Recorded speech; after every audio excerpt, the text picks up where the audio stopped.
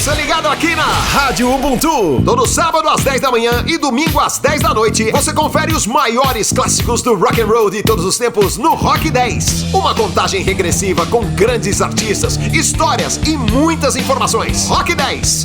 Todo sábado às 10 da manhã e domingo às 10 da noite, aqui. Rádio Ubuntu.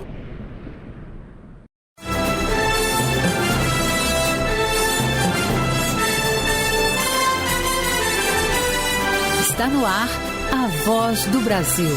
As notícias do governo federal que movimentaram o país no dia de hoje. Olá, boa noite. Boa noite para você que nos acompanha em todo o país. Terça-feira, 30 de julho de 2024. E vamos ao destaque do dia: emprego. Mais de 200 mil postos de trabalho foram criados em junho no Brasil. E no acumulado do ano já são 1.300.000 empregos com carteira assinada criados. Um crescimento de 26% em relação ao primeiro semestre do ano passado. Raquel Mariano. Números impulsionados pelo setor de serviços, seguido pelo comércio, indústria, agropecuária e construção civil.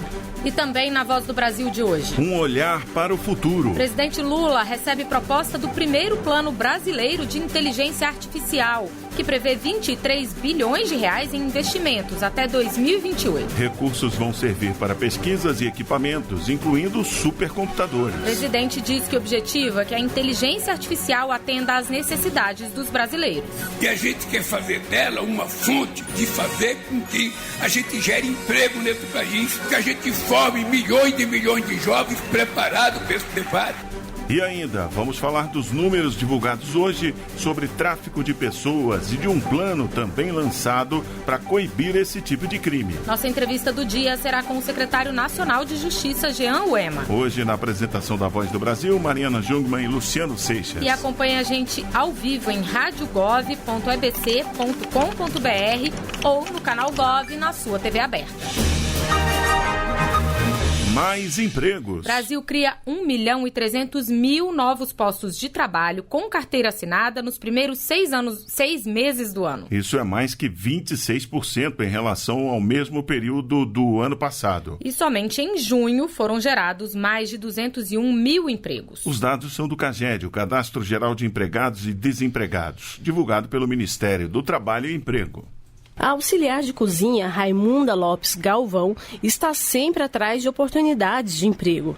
Em junho, conseguiu trabalho em um restaurante de Brasília com carteira assinada, uma garantia de salário na mão, contas pagas e o sustento dela e dos filhos pequenos. Eu me sinto mais segura trabalhando de carteira assinada, porque eu tenho 2 crianças para criar, né? Pago aluguel e pago uma moça para ficar com eles também, que ela leva eles para a escola e busca também.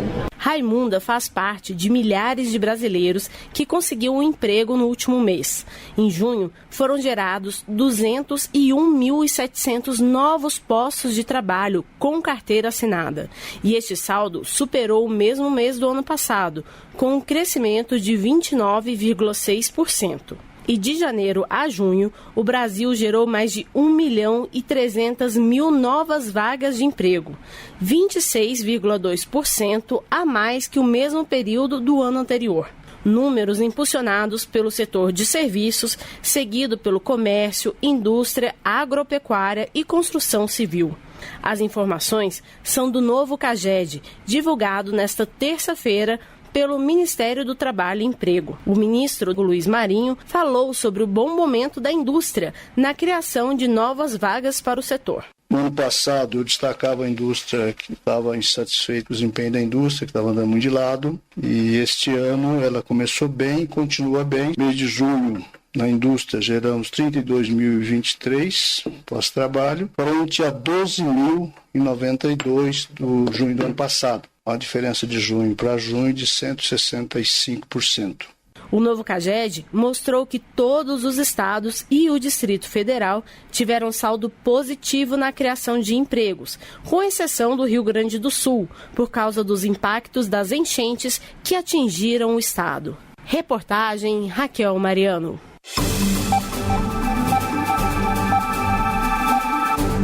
O tráfico de pessoas é considerado uma das formas mais graves de violação dos direitos humanos. Situação em que as vítimas podem sofrer exploração sexual, trabalhos forçados, escravidão e até remoção de órgãos. Hoje, Dia Nacional e Mundial de Combate ao Tráfico de Pessoas, o governo federal divulgou um relatório com dados sobre esse tipo de crime e lançou um novo plano de ações para proteger as pessoas mais vulneráveis. E quem explica o plano é o secretário nacional de Justiça, Jean Uema, que está aqui no estúdio da Voz do Brasil. Boa noite, secretário.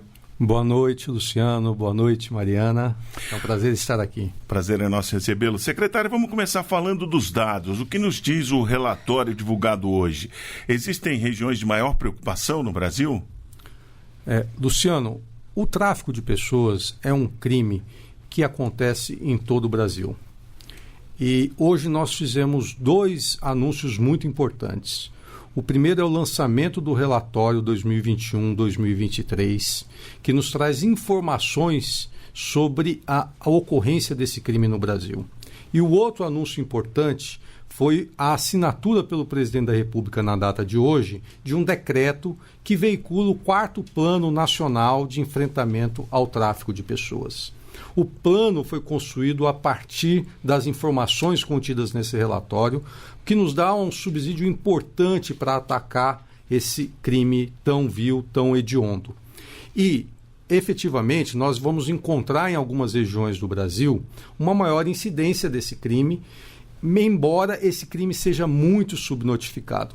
Então, nós vamos encontrar esse crime nas regiões norte, na região sul, região centro-oeste, em todas as regiões do Brasil. E nós temos uma incidência maior desse crime no trabalho escravo, naqueles dados que são notificados quando a finalidade do tráfico de pessoas é para o trabalho escravo, geralmente na agricultura. Mas também nós temos uma subnotificação desse crime nas grandes cidades, por exemplo, no trabalho doméstico.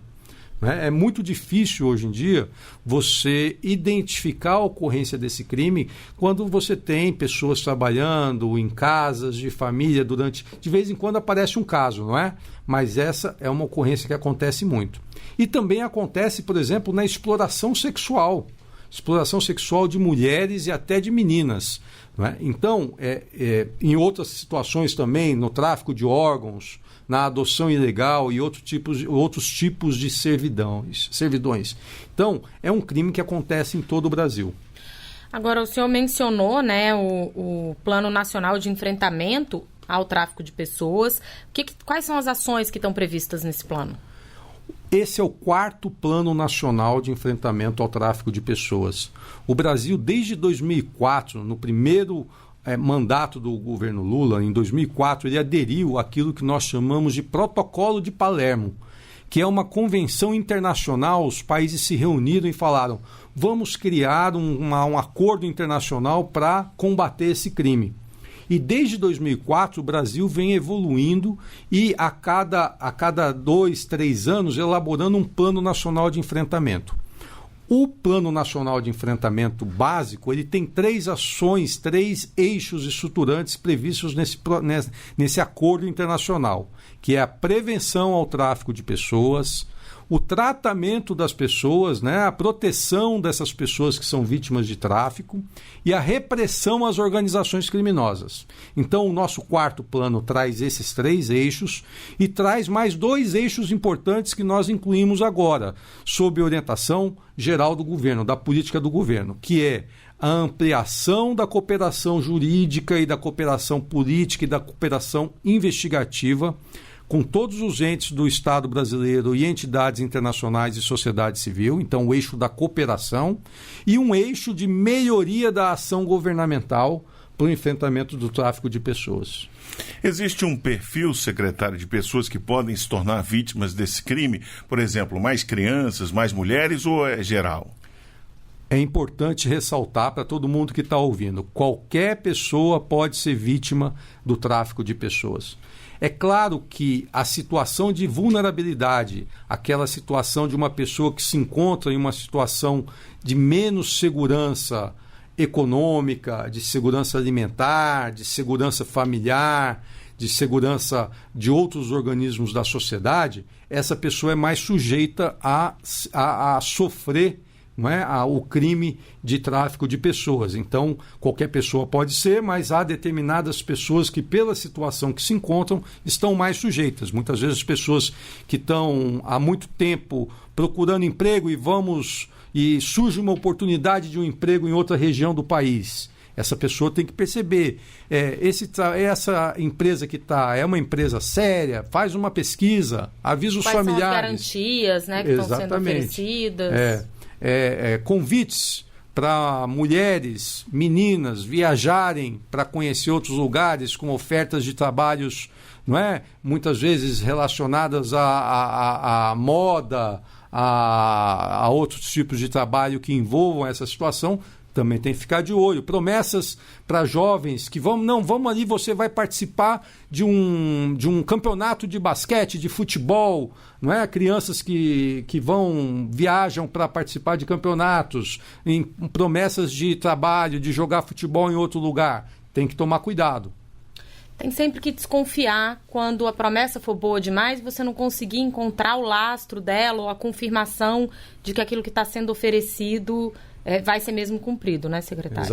Exatamente. São situações que a gente pode perceber e é muito importante que as famílias, a família mais ampla, pai, mãe, amigos, ou a igreja, não é? Outros grupos sociais estejam atentos também para evitar que algumas pessoas entendam que uma determinada promessa aconteceu e tem que estar de olho para ver se isso é sério mesmo ou não. Muito bem, nós conversamos com o secretário nacional de Justiça, Jean Uema. Muito obrigado por sua entrevista aqui à Voz do Brasil. Muito obrigado a vocês, parabéns pelo trabalho.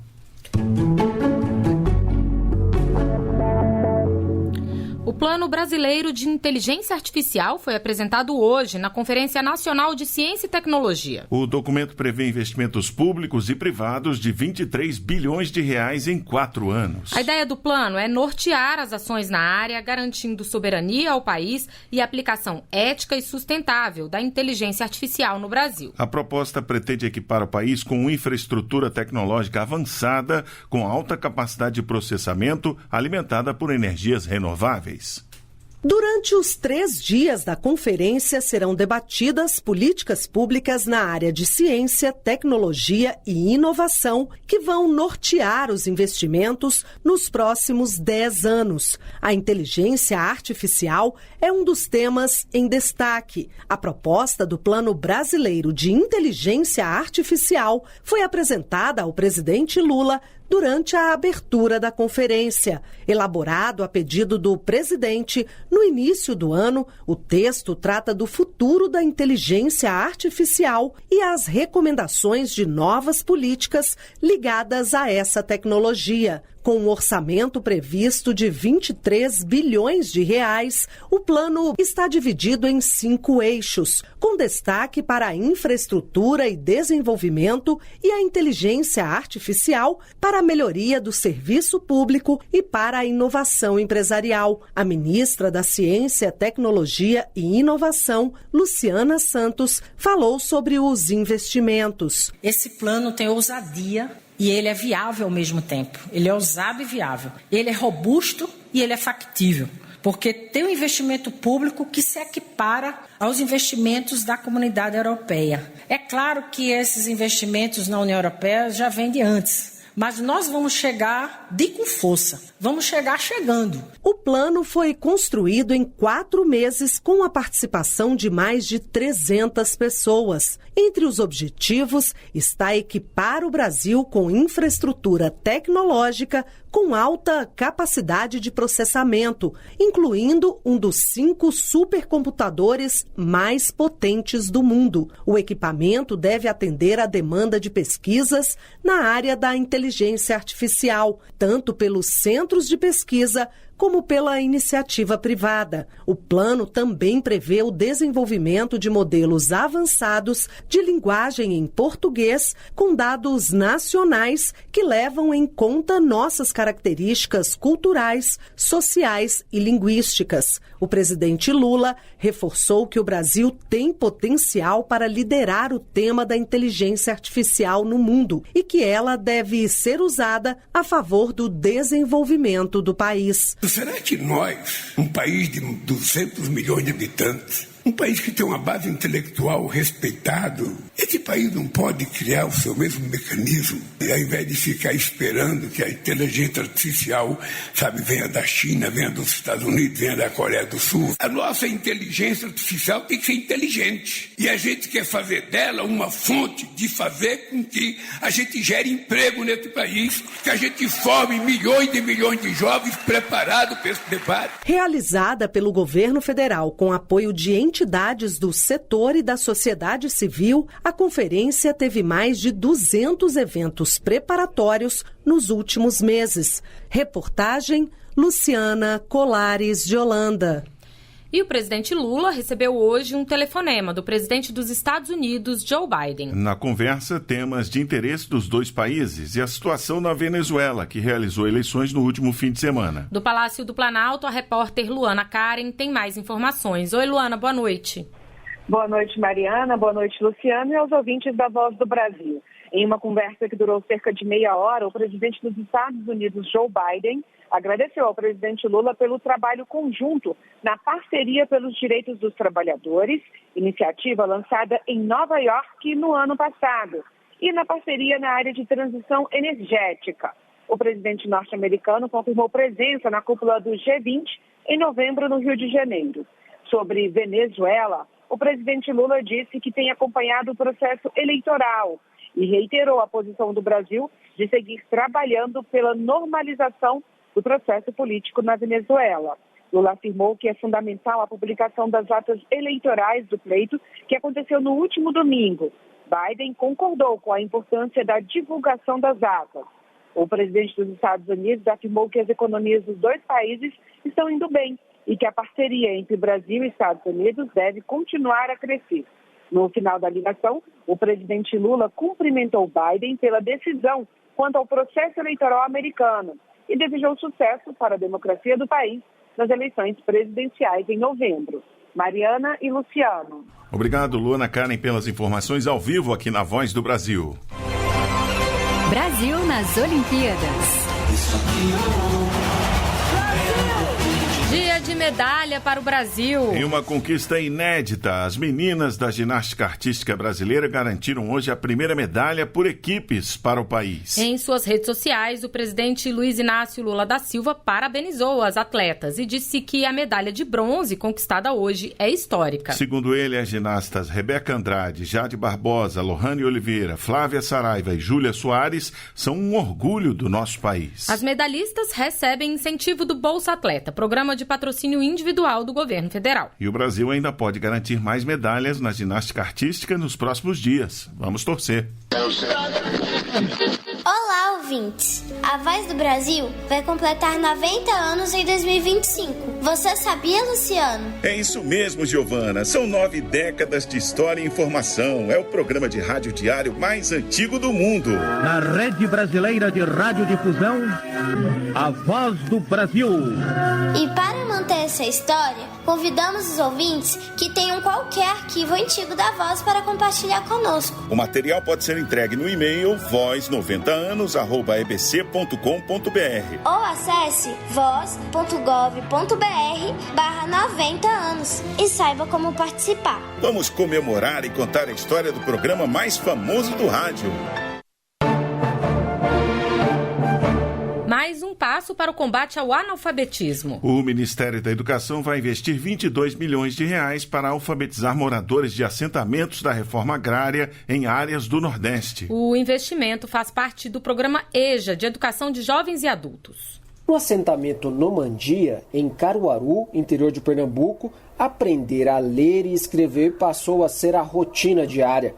Além das crianças, os adultos também começaram a estudar, como o seu Sebastião Virgínio, de 76 anos, que voltou a estudar para aprender a escrever e conhecer melhor a história. Saber ler, saber O Jair da Silva, de 39 anos, também voltou para a sala de aula. Assim como o seu Sebastião, Jair parou de estudar para ajudar a família a lidar com a roça e levar o sustento para casa. Hoje, ele sabe como é importante estudar. Aprendendo mais um pouco para eu crescer mais um pouco na minha vida, realizar o meu sonho. Sebastião e Jair fazem parte do EJA, Educação de Jovens e Adultos, programa do Ministério da Educação que vai ganhar mais investimentos. O governo federal anunciou que vai investir 22 milhões de reais para atender 33 mil pessoas com alfabetização em assentamentos. Os Ministérios da Educação e do Desenvolvimento Agrário lançaram um Pacto Nacional pela Superação do Analfabetismo e Qualificação da Educação de Jovens e Adultos para as áreas de reforma agrária do Nordeste. Também foi assinado o termo de cooperação entre o MEC e o INCRA, o Instituto Nacional de Colonização e Reforma Agrária, para a execução da ação EJA Nordeste, que será executada pela Universidade Federal de Pernambuco em parceria com o MST, o Movimento dos Trabalhadores Rurais Sem Terra. Para a secretária de Educação Continuada, Alfabetização e Inclusão do Ministério da Educação, Zara Figueiredo, o desenvolvimento do país passa pela educação de todos. Nenhuma economia é capaz de ser sustentável se nós naturalizarmos 11 milhões de pessoas não alfabetizadas. Além de 11 milhões de pessoas não alfabetizadas, 6 milhões estão aqui no Nordeste e temos mais 68 milhões que não concluíram a educação básica. É um faz política educacional que não deixa absolutamente ninguém para trás. Com o Programa Nacional de Educação na Reforma Agrária, o MEC também vai investir na formação de 1.468 educadores que receberão uma bolsa de R$ 1.300. Reportagem Pablo Mundim. Termina amanhã a adesão dos estados e municípios ao Pacto Nacional pela Superação do Analfabetismo e Qualificação da Educação de Jovens e Adultos. Os estados e municípios participantes do Pacto EJA vão receber repasses do Ministério da Educação, além de apoio técnico para ampliação de vagas na educação de jovens e adultos. Serão investidos mais de 4 bilhões de reais ao longo de 4 anos e a expectativa é gerar 3 milhões e 300 mil novas matrículas. Para fazer parte do Pacto EJA, as secretarias estaduais e municipais devem manifestar interesse pelo Sistema Integrado de Monitoramento, Execução e Controle do MEC, no endereço cimec.mec.gov.br. A ajuda do governo federal ao Rio Grande do Sul não estará sujeita a cortes no orçamento. O anúncio foi feito hoje por ministros que estiveram no estado e divulgaram novos investimentos de 7 bilhões e 400 milhões de reais. O dinheiro será destinado a 64 projetos para 52 municípios gaúchos e fazem parte do novo PAC Seleções, do Programa de Aceleração do Crescimento. O PAC Seleções foi criado para atender a projetos apresentados diretamente pelas prefeituras, de acordo com as necessidades de cada município. Os recursos divulgados hoje serão usados em obras de dragagem, sistemas de proteção contra enchentes e prevenção a novos desastres. Além de não estar sujeita a cortes no orçamento, a verba será imediatamente liberada para um fundo, que vai financiar as obras à medida que elas avançarem, conforme explicou o ministro da Casa Civil, Rui Costa. Nós vamos criar um fundo onde nós vamos depositar até o final do ano todos esses recursos. Ficará fora do orçamento da União, portanto já formalmente executado, porque vai estar depositado nessa conta e sendo pago na medida da execução de quem tiver a cargo da obra, seja o município, o consórcio ou o Estado. E a celeridade dessas obras, quem ditará é o órgão executor, estadual, consórcio ou município. Na visita ao Rio Grande do Sul, o ministro das Cidades, Jader Filho, também anunciou facilidades para que as famílias que perderam suas casas possam comprar um imóvel. O subsídio de R$40 mil que o governo federal já vinha oferecendo para famílias da faixa 3 do programa Minha Casa Minha Vida comprarem imóveis será agora ofertado a todas as faixas de renda. Tanto para a faixa 1, que são aquelas famílias que ganham até 2.640, do faixa 2, que são aquelas famílias que ganham até 4.400, até a faixa 3, que são aquelas famílias que ganham R$8.000. Então, aquelas famílias, todas essas faixas, elas podem, no caso do faixa 1 e faixa 2, elas podem fazer opção por ter a aquisição da casa pronta, né? Ou esperar a construção dessas unidades habitacionais, ou de ir ao mercado e pegar um financiamento com essa ajuda desses R$40 mil e fazer a aquisição do imóvel que ela desejar. O Ministério das Cidades já contratou 11.500 unidades habitacionais pelo programa Minha Casa Minha Vida para o Rio Grande do Sul. 1.500 delas já estão sendo construídas. Além disso, imóveis prontos também estão sendo comprados pelo governo federal para serem entregues às famílias atingidas. Essas foram as notícias do governo federal. Uma realização da Secretaria de Comunicação Social da Presidência da República. Com produção da empresa Brasil de Comunicação. Fique agora com as notícias do Poder Judiciário e do Congresso Nacional. Boa noite. Boa noite para você e até amanhã.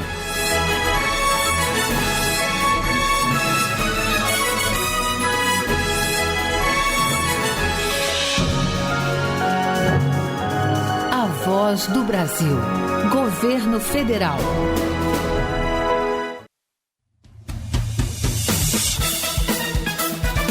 Você vai ouvir agora notícias do Poder Judiciário.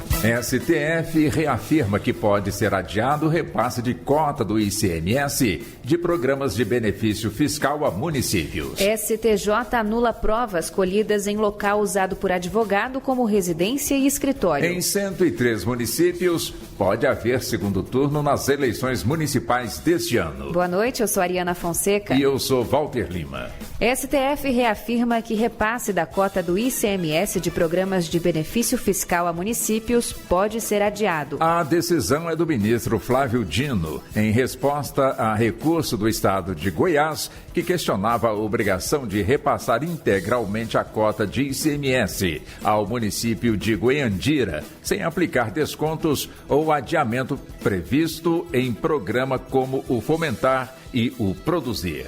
Marcelo Della Libera. O Tribunal de Justiça de Goiás havia determinado que o repasse deveria ser integral para garantir a autonomia financeira dos municípios. No entanto, o ministro Flávio Dino argumentou que a decisão do TJ de Goiás não estava de acordo com o entendimento do STF, que permite o adiamento dos repasses desde que a parcela devida aos municípios seja transferida quando o tributo for efetivamente recebido pelo Estado. Flávio Dino ressaltou que os valores já repassados ao município até 9 de janeiro de 2023 devem ser mantidos conforme decidido pelo STF.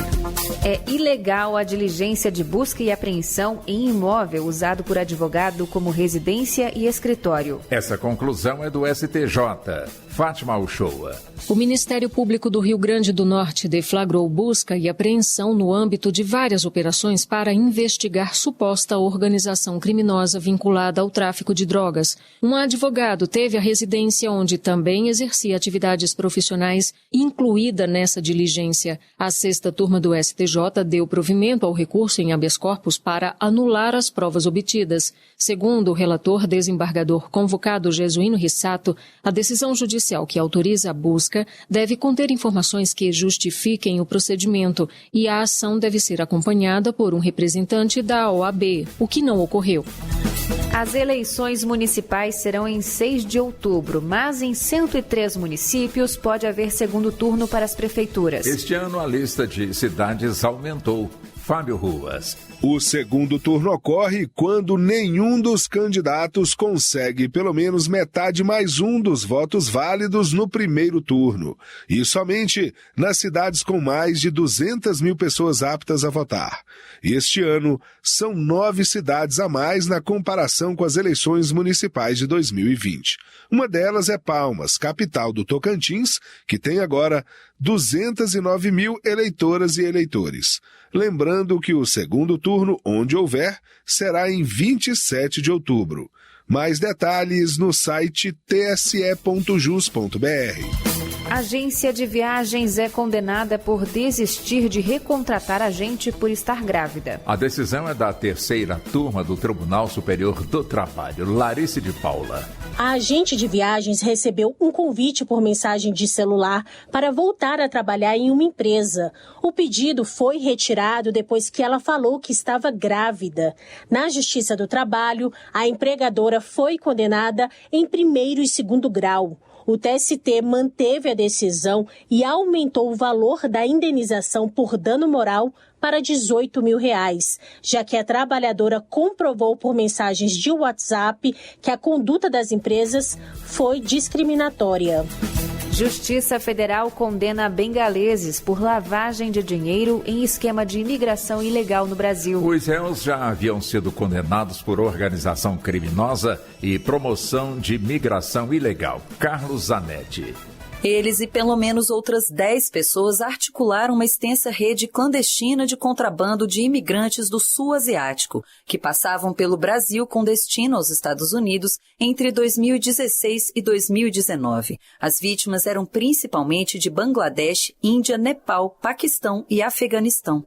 A pena de prisão estabelecida para o líder do esquema foi de 7 anos e 6 meses, enquanto o outro envolvido no processo foi condenado a 5 anos e 3 meses. Ainda cabe recurso da decisão. Você acompanha outras notícias do Poder Judiciário em 104,7 FM para Distrito Federal e em torno e também pela internet. Acesse rádio e tvjustiça.jus.br e ouça ao vivo pelo Tunin. Acesse tunin.com ou baixe o aplicativo no seu celular. Uma boa noite. E até amanhã. Notícias do Poder Judiciário, uma produção da Rádio Justiça, Supremo Tribunal Federal.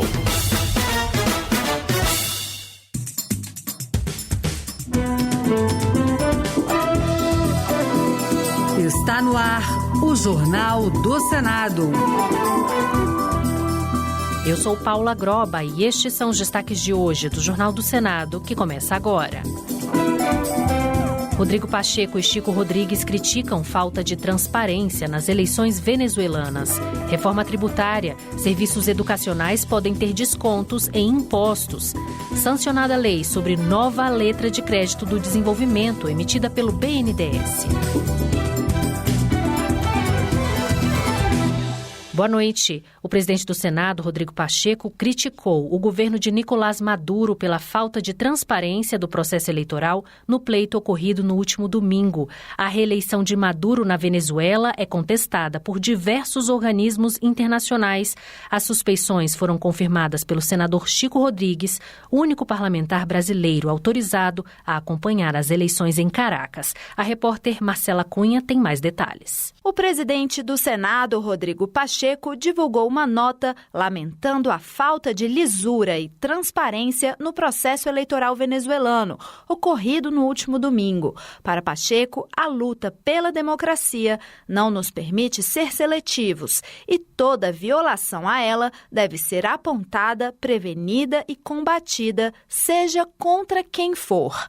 Já o senador Chico Rodrigues, do PSB de Roraima, único parlamentar brasileiro que obteve autorização do governo venezuelano para acompanhar pessoalmente as eleições, relata ter observado grande expectativa da população pelo fim do pleito e temor por ações que pudessem deslegitimar a votação. Nós, como observadores, achamos muito estranho porque a proclamação dos resultados e a imediata posse do presidente, isso aí, na verdade, chamou muita atenção. Por que tanta pressa, não é? Os boletins de urna ainda não tinham sido divulgados para a opinião pública da Venezuela e do mundo que estava com preocupação e observando o processo. O relatório da Organização dos Estados Americanos, feito por observadores que acompanharam as eleições, afirma que há indícios de que o governo distorceu o resultado.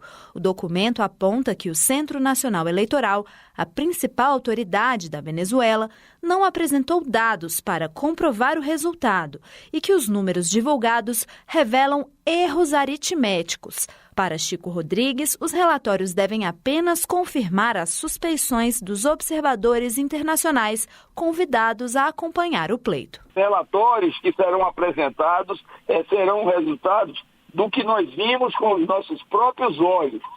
Ou seja, não houve uma transparência para que pudesse legitimar o processo. Portanto, as eleições estão, claro, sob suspeição. Enquanto os resultados divulgados pelo órgão oficial apontam que Nicolás Maduro foi reeleito com 51,2% dos votos, a oposição afirma que Edmundo Gonzalez venceu com 70%.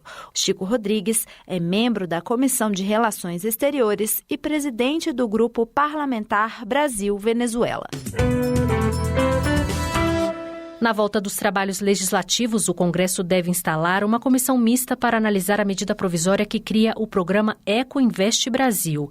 O programa foi criado pelo governo com o objetivo de atrair investimentos privados para a transformação ecológica do país. Repórter César Mendes. Instituído por medida provisória em abril deste ano, o programa Ecoinvest Brasil funciona no âmbito do Fundo Nacional sobre Mudança do Clima e dispõe de uma linha de crédito para projetos de transformação ecológica, que estimulem práticas e tecnologias sustentáveis, como a agricultura de baixo carbono, o reflorestamento e a adaptação dos processos produtivos para reduzir as emissões de gases do efeito estufa. O objetivo é atrair investimentos privados externos para essa transformação que, segundo explicou a ministra do Meio Ambiente, Marina Silva, em sessão temática no Senado em junho, representa a oportunidade de um novo ciclo de prosperidade baseado em um modelo sustentável de desenvolvimento. O plano de transformação ecológica é essa base. Pensar em soluções de economia circular, de bioeconomia, de infraestrutura resiliente, esse é o esforço que precisa ser feito. A MP do programa Ecoinvest Brasil trata também do aprimoramento do Pronamp, que cria estímulos para microempresas e empresas de pequeno porte, e do programa Desenrola Pequenos Negócios, voltado para a renegociação das dívidas de pequenos empreendedores. Os senadores também vão analisar, neste segundo semestre, o projeto que regulamenta a reforma tributária.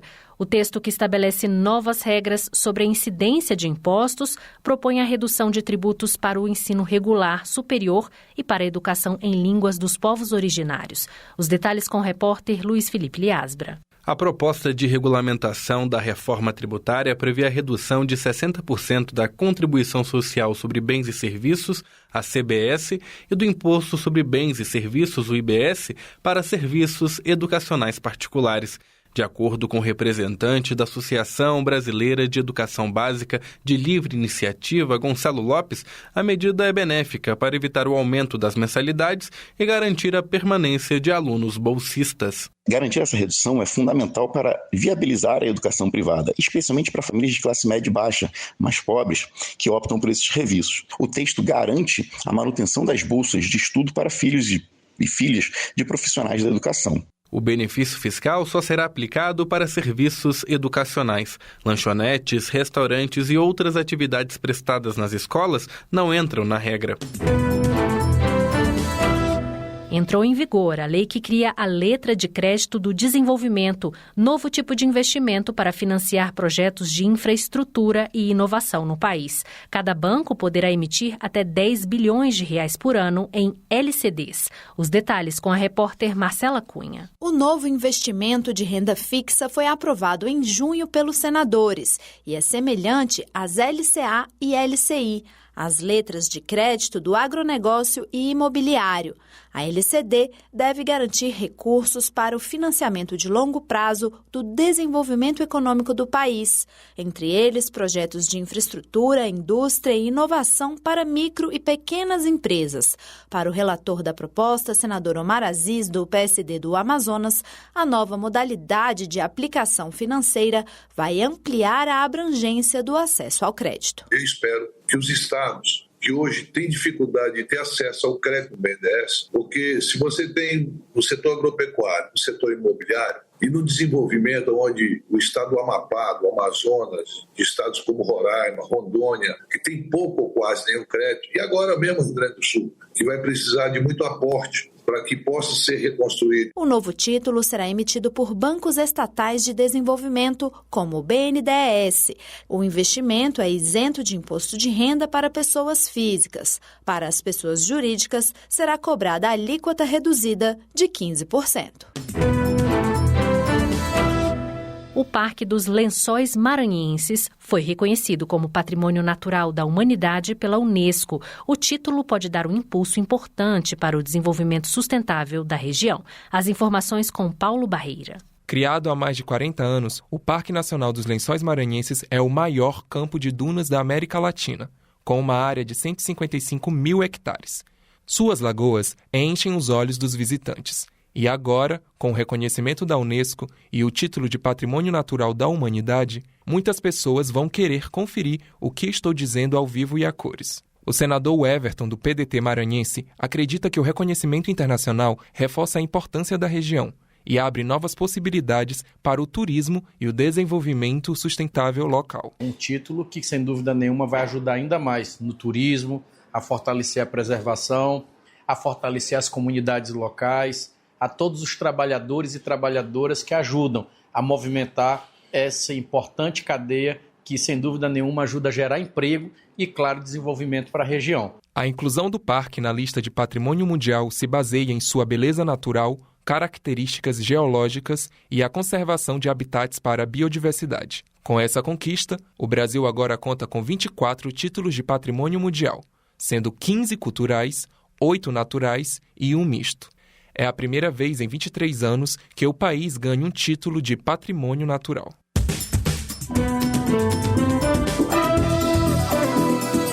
Com trabalhos técnicos de João Lira, o Jornal do Senado fica por aqui. Acompanhe agora as notícias da Câmara dos Deputados. Boa noite e até amanhã.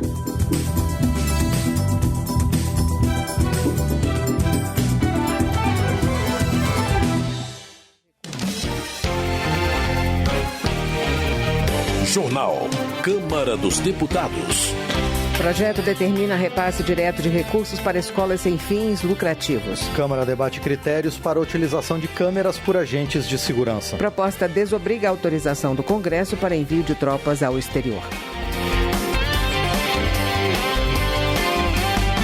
Boa noite. A Comissão de Relações Exteriores da Câmara aprovou o envio de tropas brasileiras ao exterior sem a necessidade de autorização do Congresso Nacional. A votação não foi unânime, como conta o repórter João Gabriel Freitas. Com discordância entre parlamentares, avança na Câmara um projeto de lei que regulamenta a participação de tropas brasileiras no exterior. A proposta encaminhada ao Congresso pelo Poder Executivo foi aprovada pela Comissão de Relações Exteriores e dispensa a necessidade de autorização do Congresso Nacional em relação ao envio de tropas brasileiras ao exterior para algumas exceções. Por exemplo, casos que envolvam resgate ou evacuação de brasileiros em outros países, assistência humanitária e movimentações aéreas e marítimas em áreas internacionais. Segundo o Ministério da Defesa, o Brasil já participou de 50 missões de paz organizadas pela ONU, com a participação de mais de 60 mil militares brasileiros. De acordo com a lei atual, estabelecida em 1956, operações fora do país só podem ser realizadas com o aval do Congresso. Em seu parecer, o relator na comissão, deputado General Girão, do PL do Rio Grande do Norte, defendeu que não se trata de uma redução das atribuições do Congresso Nacional, mas sim de um aperfeiçoamento da lei. O deputado ressalta a necessidade de mais rapidez nos processos governamentais diante das novas relações internacionais. A lei, que é de 1956, ela é bastante restritiva. De lá para cá, surgiram várias ações que exigiram o emprego de força de paz e essa solicitação de autorização do Congresso ela passou a ser bastante demorada. Então, o PL 4912 foi criado para que a gente possa ter mais celeridade para que essas tropas brasileiras possam ser empregadas no exterior. O projeto recebeu um voto contrário da deputada Fernanda Melchiona, do PSOL gaúcho. A parlamentar argumenta que o texto representa um enfraquecimento do Congresso no debate sobre o papel geopolítico do Brasil. Ao permitir uma série de atividades sem anuência, o debate, passar pelas comissões do Congresso Nacional, evidentemente aqui tem um enfraquecimento. E acho que perde o controle, a fiscalização, a própria atribuição do Congresso em fazer debates relativos à geopolítica e também autorizativos em determinados casos, como pode, evidentemente, dificultar a atuação de comissões importantes como a Comissão de Relações Exteriores e Soberania Nacional. O projeto também regulamenta sobre a movimentação dentro da Zona Econômica Exclusiva, trecho de 200 milhas marítimas a partir do litoral, e sobre a participação em treinamentos ou eventos cívicos de caráter oficial no exterior. O texto precisa agora da votação da Comissão de Constituição e Justiça. Da Rádio Câmara, de Brasília, João Gabriel Freitas. Direitos Humanos. Ismael, do PSD de Santa Catarina, fala sobre a importância do trabalho gratuito realizado pelas comunidades terapêuticas, que acolhem pessoas com transtornos decorrentes do abuso ou da dependência de drogas. O ACT é uma instituição que acolhe pessoas com transtornos causados pelo uso de substâncias psicoativas em ambientes livres de drogas, onde os dependentes juntos dividem tarefas, experiências, sob acompanhamento de monitores e suporte de especialistas, buscando promover mudanças de comportamento e a reinserção social, em especial a superação da dependência química. Lembrando que essa adesão é voluntária. Ismael conta que já existem mais de 3.000 comunidades terapêuticas no país, acolhendo cerca de 80 mil pessoas. O parlamentar reafirma seu compromisso em apoiar essas instituições na luta por um Brasil livre de drogas. Raimon, do PT do Rio de Janeiro, que preside a Frente Parlamentar em Defesa da População de Rua, articula negociações com o governo federal para garantir a instalação de um centro de referência de direitos humanos no Rio de Janeiro. Segundo ele, só na capital fluminense existem mais de 21 mil pessoas vivendo em situação de rua. Portanto, nós estamos trabalhando junto ao ministro Silvio Almeida para que lá na cidade do Rio tenha um centro de defesa de direitos humanos para tratar do tema da população em situação de rua. Esse é um projeto que a gente quer que ele seja piloto, porque como presidente da Frente Parlamentar de Defesa da Política Pública para a População em Situação de Rua, nós acreditamos que esse modelo de centro de defesa ou centro de referência deva acontecer em todas as capitais brasileiras. Queremos que o Rio de Janeiro seja a primeira capital a ter esse centro e que ele seja um modelo que se espalhe para todas as capitais brasileiras. De acordo com Raimon, os centros oferecerão assistência multidisciplinar para pessoas em situação de rua, que hoje são mais de 300 mil em todo o país. Para ele, o problema só vai ser revertido a partir de políticas de moradia e geração de emprego, voltadas para este segmento da população. Política. Chico Alencar, do PSOL do Rio de Janeiro, é um dos autores do projeto que proíbe que políticos sejam remunerados pela divulgação de conteúdos relacionados ao exercício do mandato ou produzidos com recursos públicos.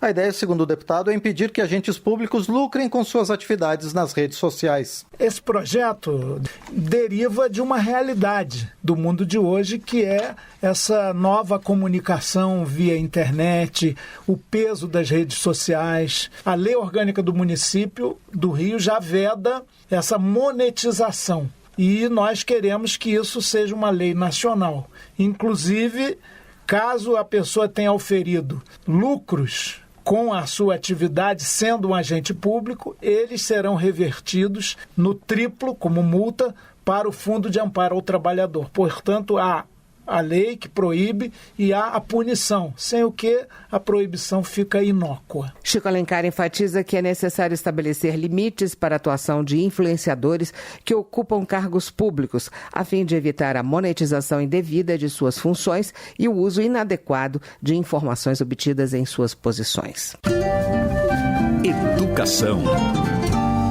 Tramita em regime de urgência na Câmara o projeto que torna obrigatório o repasse direto de verbas dos programas de alimentação escolar e dinheiro direto na escola a escolas comunitárias, confessionais ou filantrópicas sem fins lucrativos. A repórter Maria Neves explica o teor da proposta que já havia sido aprovada na Comissão de Educação da Casa. Para receberem as verbas, essas instituições devem ter convênio com o poder público. O Programa Nacional de Alimentação Escolar suplementa a merenda em escolas estaduais e municipais.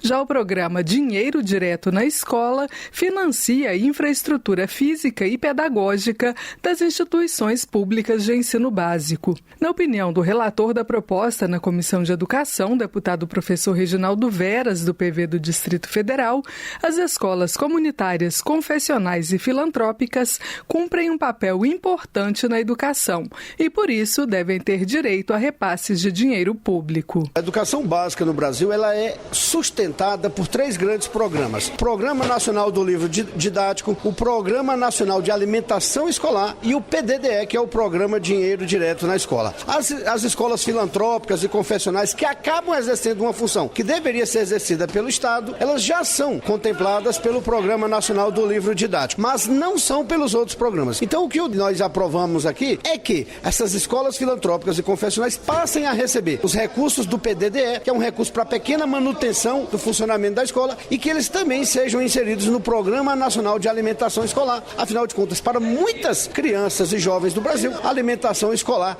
é a única que se faz no dia. Atualmente, a legislação já prevê a transferência de recursos dos programas de alimentação escolar e dinheiro direto nas escolas para instituições de ensino comunitárias e filantrópicas. No entanto, a decisão sobre os repasses é do Fundo Nacional de Educação. Além disso, as escolas confessionais ligadas a instituições religiosas não são beneficiadas pela lei. Segundo o Censo Escolar de 2020 do Instituto Nacional de Estudos e Pesquisas Educacionais, 32,8% das matrículas da educação básica na rede privada são em instituições comunitárias, confessionais e filantrópicas conveniadas com o poder público.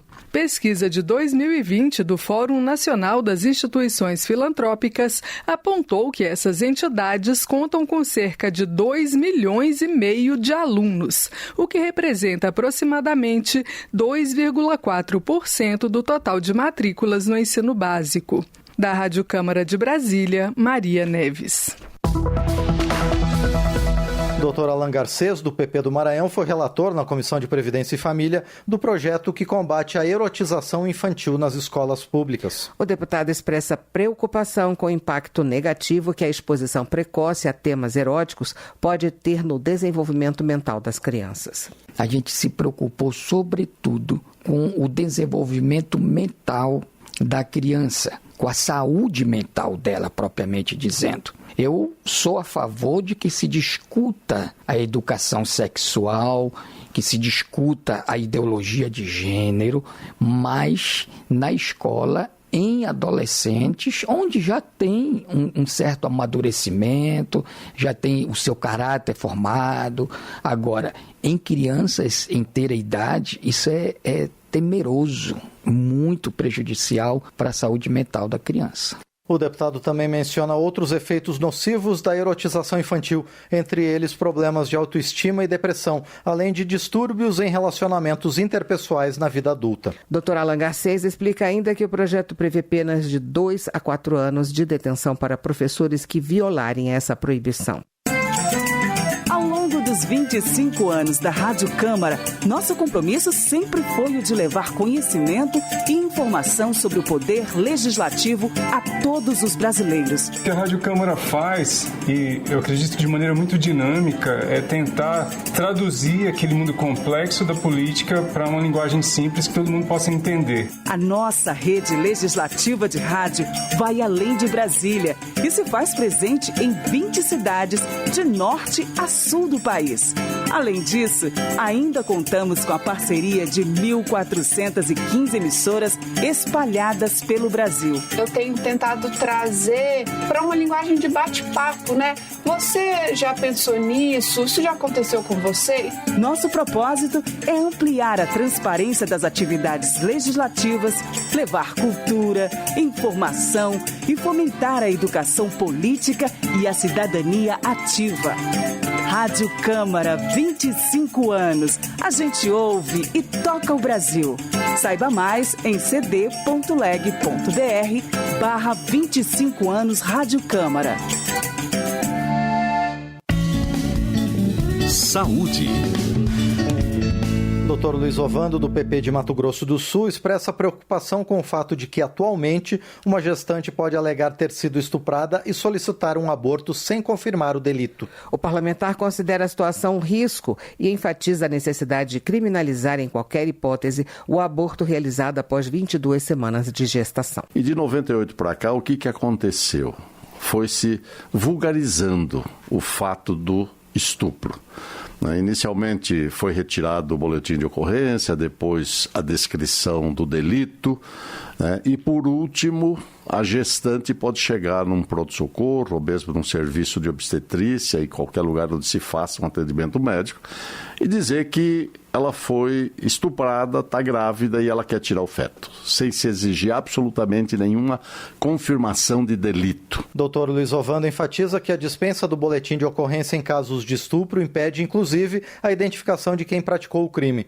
Dessa forma, o parlamentar reforça a necessidade de se avançar na discussão e no aprimoramento do projeto de lei que trata do assunto e do qual é um dos autores. Dr. Daniel Sorans, do PSD do Rio de Janeiro, anuncia a destinação de emenda da Comissão de Saúde da Câmara dos Deputados para a construção de uma nova sede do Instituto Nacional de Câncer, INCA, na cidade do Rio de Janeiro. O objetivo é que fortaleça a construção desse hospital de câncer que é tão importante para o estado do Rio de Janeiro. E a gente insiste e pede para o governo acelerar esse processo, ainda mais com apoio aí de toda a Comissão de Saúde, para que a gente possa avançar na construção de mais um hospital de câncer para o Brasil. E um debate intenso da necessidade de se ampliar o tratamento em câncer no Brasil. O INCA é uma referência nacional, não só na assistência, mas também como na pesquisa e no desenvolvimento de novas drogas. É fundamental que a gente tenha esse instituto crescendo com a sua nova sede. Com o aporte da emenda da Comissão de Saúde, Dr. Daniel Sorans espera que o governo federal retome a construção do novo complexo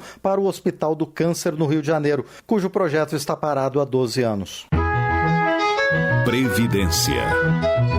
Vicentinho, do PT de São Paulo, autor de vários projetos voltados para os direitos e garantias dos aposentados e pensionistas, detalha os 2 últimos que apresentou para análise da Câmara. Um dos projetos é que assegura que o convênio médico ele não pode reajustar o valor para quem é aposentado acima do reajuste que o trabalhador tem. É no máximo o mesmo reajuste que o aposentado teve. Já o segundo projeto, conforme explica Vicentinho, visa repor as perdas dos pensionistas. Antes dessa reforma previdenciária, quando o cônjuge falecia, a viúva ou o viúvo recebia a pensão integral do que ganhava o aposentado. Hoje, por causa dessa reforma previdenciária, ele recebe a metade. Você imagine, se ganha 10 enquanto está trabalhando, se aposenta, cai para 6, morre, a mulher ganha 3. Não é justo isso. Meu projeto, ele recompõe e garante que a pensionista, ela tem que ter o mesmo valor que ela tinha antes da reforma.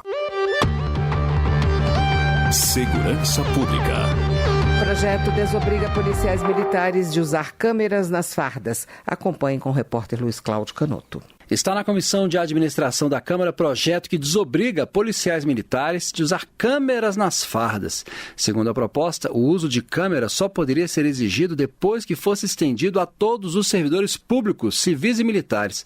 A proposta é de autoria do deputado Sargento Gonçalves, do PL do Rio Grande do Norte. Segundo ele, o objetivo é estabelecer que o vídeo monitoramento individual dos agentes públicos aconteça com limites, requisitos e critérios de isonomia. Por que só o policial ser monitorado?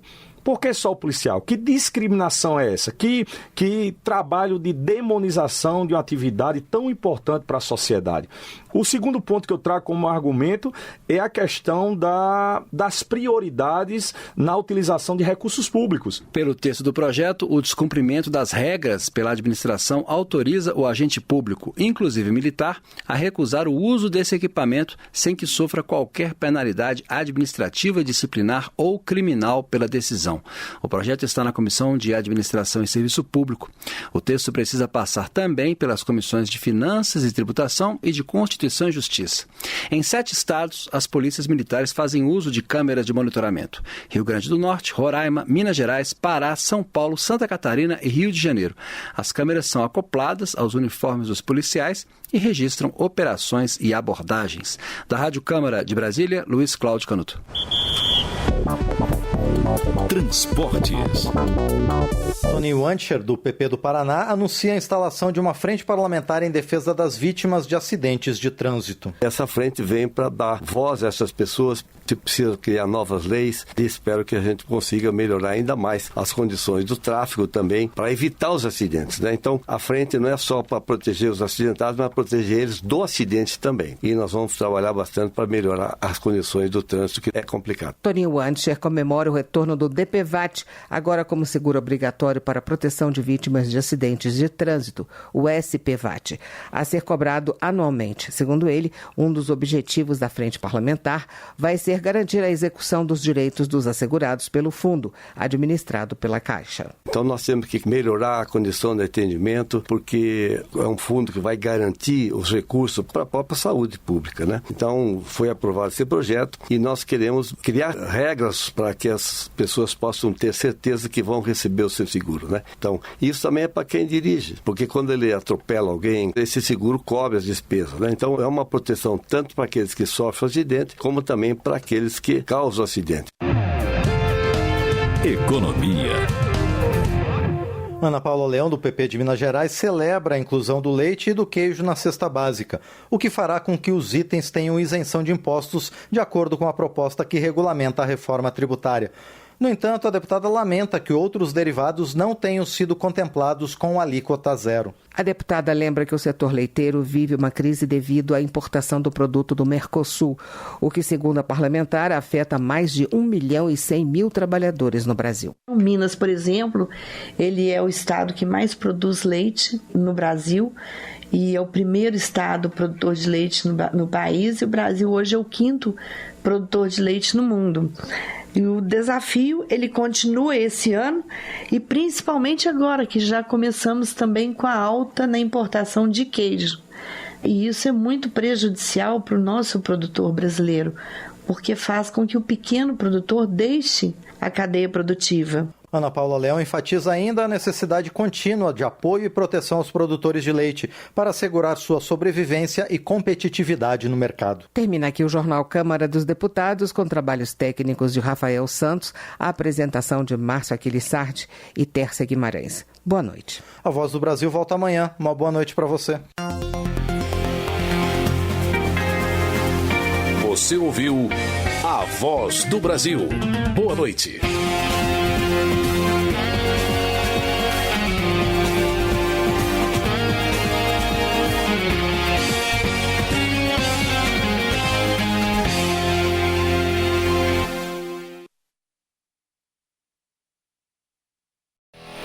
Você ligado aqui na Rádio Ubuntu. Todo sábado às 10 da manhã e domingo às 10 da noite, você confere os maiores clássicos do rock and roll de todos os tempos no Rock 10. Uma contagem regressiva com grandes artistas, histórias e muitas informações. Rock 10.